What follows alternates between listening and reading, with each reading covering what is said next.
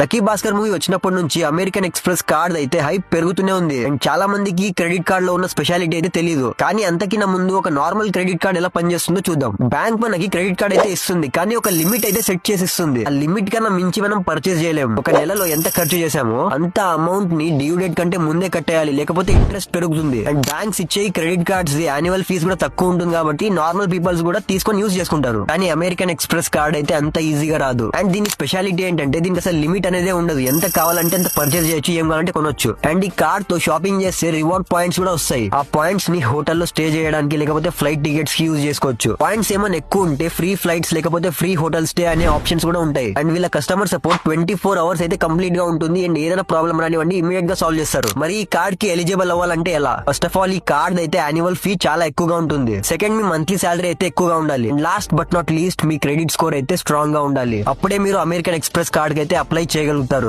And me friends ఎవరైతే American express card తీసుకుందాం అనుకుంటున్నారో వాళ్ళకైతే రీల్ షేర్ చేయండి. అండ్ కంటెంట్ నచ్చితే మాత్రం నా పేజ్ ని ఫాలో చేసుకోండి, ఎందుకంటే నేను డైలీ ఇలాంటి కంటెంట్స్ చేస్తూనే ఉంటా.